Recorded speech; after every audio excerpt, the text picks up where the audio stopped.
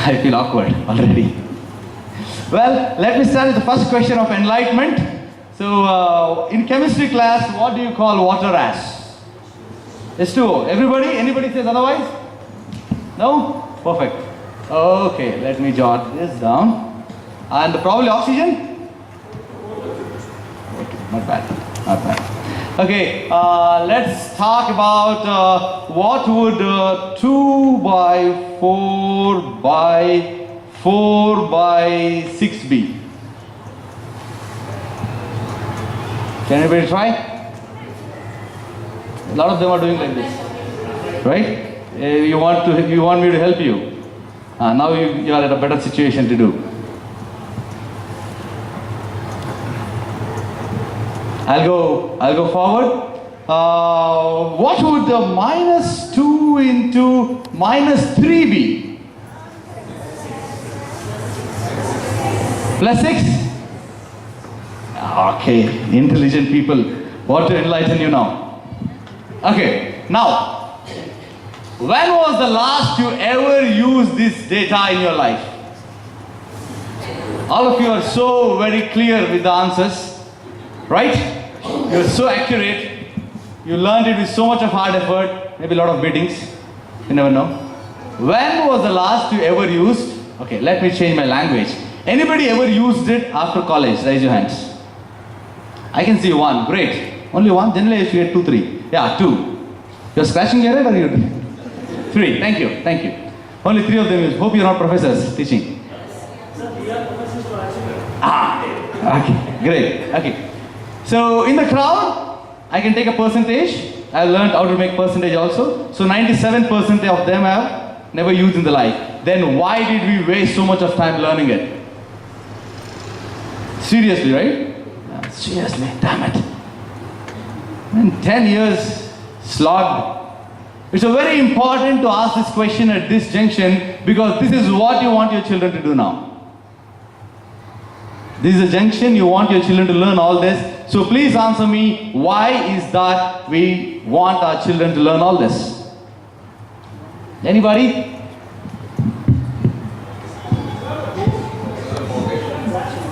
These are the basics children should know. This is a foundation. Okay, let me joke. On foundation, we got to build something. What is the point doing foundation? Yeah, paya. Paya hakkandal building katbekilla why paya? That's why I asked you, did you people use it? If not, why did we dig and put a foundation? Oh, because you never know who are going to be those 3. Right? Yes. That's actually true. Yes, then. Basic understanding to go to the next level so that after certain levels you give up. After certain levels you give up. What we did, we gave up after certain levels. I have been pondering about this question for a long time. And I compared the result. I have learned all this, you have learned all this. Maybe my driver or security guard has not learned all this. In a given situation, my planning ability, my execution ability is far more better. My delivery, my success is far more better than him. That means somewhere it has helped me. I don't know where. Somewhere it helped me. And I concluded, maybe it helped me in making me intelligent. In the name of solving these problems, in the name of understanding how chemistry works, in the name of understanding botany, I started understanding things. I started to understand how to understand things. I started to understand how to understand things. I started to understand how to solve things. So that later I probably use that intelligence to succeed. Quite fairly convincing answer. At least I was convinced. Right? Fairly convincing answer. So I'll go to the next question. If these things were supposed to make us intelligent, did it succeed in its endeavor? My question goes straight. Why minus into minus is plus? We learned it by second, third standard, right? Why is it minus into minus plus? Anybody? But for those 3, I'll shoot them with the answer. Not that I'm sure they know, that's another story. Anybody can answer why is minus into minus plus? If not, I will ask another question. How many of you asked this question, why minus into minus is plus? Raise your hands. How many of you asked, madam, why minus into minus is plus? Sit down, minus into minus is plus. She explained, you forgot. Okay. Now my question comes to, if it was supposed to make us intelligent, if it did not ask us, give us the avenue to ask why, then did it succeed to this required level? It probably made us a little intelligent, but for the scope it could have had given, did it do? This is another question mark what we need to answer. This takes me to the philosophy. What we want to make this school stand on is to make children intelligent to the level possible. Question is, will marks depict intelligence? This takes me to another question. There was a friend of mine who studied half an hour a day, got 86%. There was another friend who studied 6 hours a day and got 90%. I'll repeat. A friend of mine studied half an hour a day, got 86%. Another one studied 6 hours a day and got 90%. Who is intelligent? 86%. So is marks really determining intelligence? And the saddest part of the story is, marks is only going to determine your memory 90% of the time. Right? Look back, think about your good old times. How much would you memorize would give you marks. There were so many of our friends who scored very well who were very dumb. Because they knew how to memorize. Memory took its importance.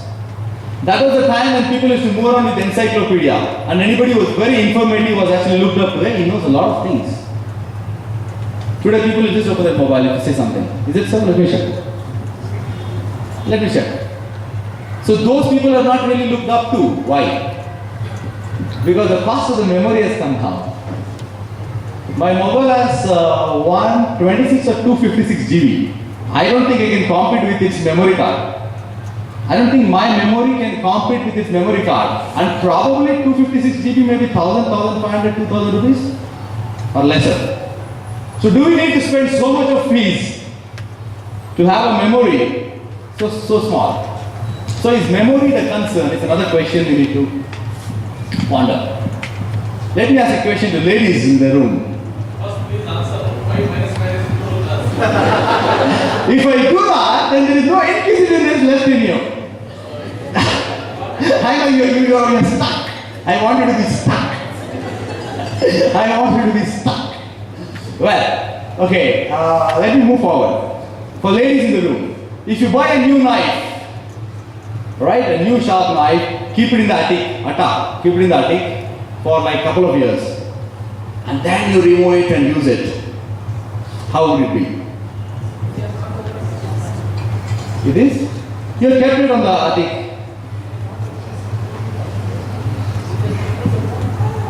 If you kept it over, what happens? And then it becomes blunt. Right? You didn't use it, it becomes blunt. Have you seen the Belpuri wala who cuts the onion? Have you seen his knife? Because it's been so used, abused, overused, excess use, it becomes very, very sharp. Our intellect is also like a knife. The more you use, it becomes sharp. The lesser you use, it becomes blunt.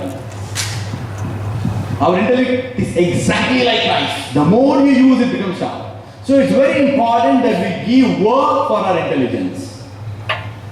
All the while when the headmistress spoke, how many of you are thinking, you are listening, you are becoming informative? That won't make you intelligent. Now that I am asking you a question and you are thinking, even if you give a wrong answer, you are becoming intelligent. Whether the knife is going to cut an onion or the knife is going to cut a chicken does not matter, it has to be used. Whether the answer is going to be right or wrong does not matter, it has to be used. I am reminded of Thomas Alva Edison when he was asked, one intelligent guy like me went to him and said, you spent 10 years to invent a bulb. Today I also know how to make a bulb. You wasted 10 years. Right? He made a very intelligent argument. I also know how to make a bulb. I learned it in 2 hours. You spent 10 years, so I am more intelligent than you. Or you wasted 10 years. So Thomas Alva Edison said, yes, you are very right, you also know how to make bulb, but I know millions way of how not to make a bulb. That's what makes me me. And you. I know how to make it go wrong, and why a wrong is wrong. That's what makes it special. That's why he went ahead discovering many more things. Not because he knew how to make light, he knew how not to make light. So it is not the result. Whether you're going to say a right answer or a wrong answer is not the question. Whether are you thinking for the answer or not is all the question. That's where it stops. Well, let me introduce the school to you all. The children are in 3 going for standard, so I'll spend another 15-20 minutes to introduce the school to you all. When you came to Montessori, I made a statement, it's a pure Montessori method of education. I use the word pure because Montessori word was misused. So now I use the word, we are officially affiliated to CBSE board. I have to use the word officially affiliated because a lot of them misuse the word CBSE pattern, etc. So it's a CBSE school. Our children would be writing the 10th standard this year. There are about 6 to 7 students taking up the 10th standard. So the first batch will be out in a few months. This is a little brief about the school. Montessori and conventional method. I would want you to become intelligent because I don't not only want children to become intelligent, I want even parents to become intelligent. So I shall help you think.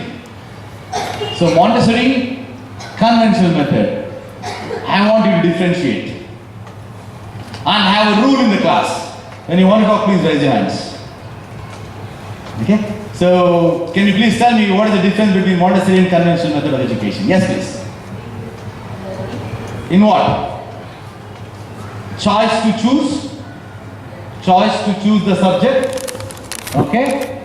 Here? Schedule. It's more scheduled. You can look more like what I am doing is a conventional class now. What I am doing right now is a conventional class where I am guiding the class. You are not. Very different from Montessori. In Montessori, a student was guiding his class. Here I am guiding the class. So there's a basic difference is it's a teacher-driven classroom, not a student-driven classroom. The very first thing. Yes, ma'am. Learn through environment, okay? Here? On the contrary? Sorry? Guided learning, okay? Okay? Other answers? Why only ladies are answering? You are used to talking. I know. Montessori, multiple age group children will be there. In conventional, only the pre-KG, IQ1, In Montessori, it's a mixed age group. Here it is not. But here I would want to stop and say, there are people from different walks of life here. There are people in the age of 20s, there are people in the age of 40s. But we are yet having a conventional method of education.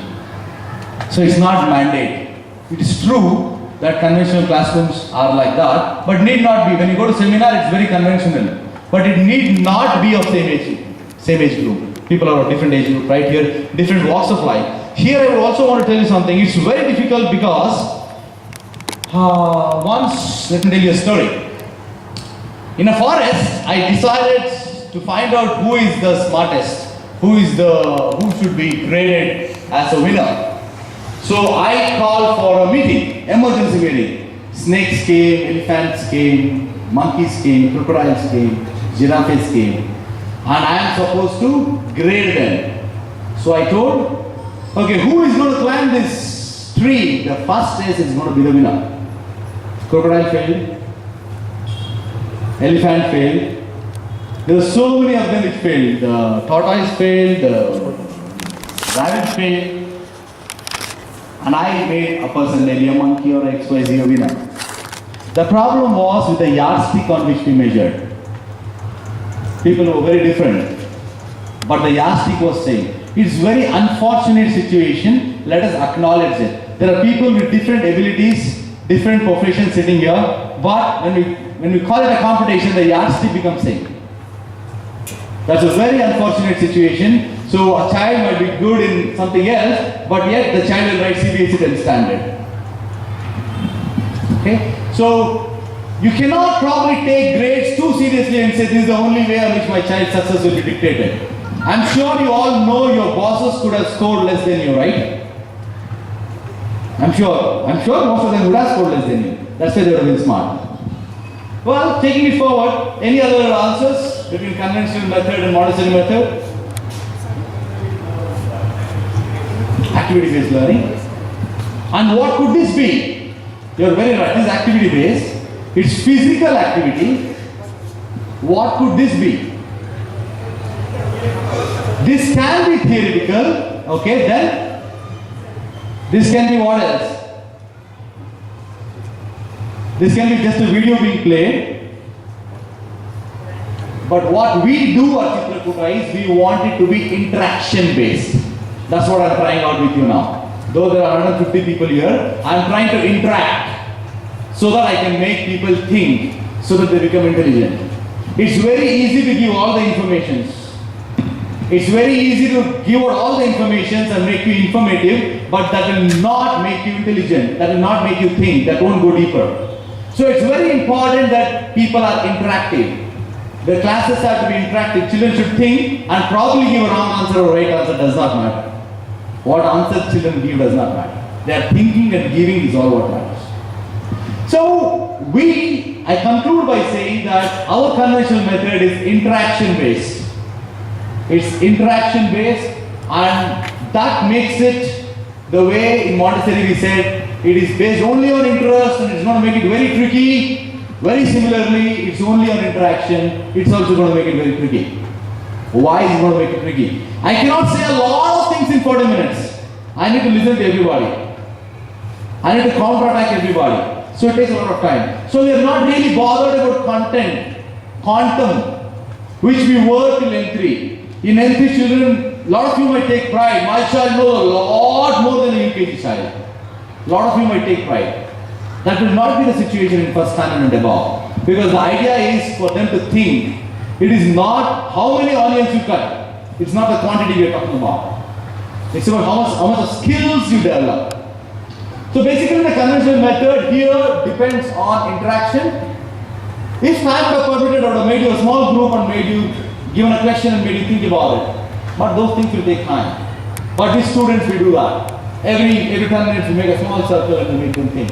Because we know nobody cares to concentrate more than 10-15 minutes.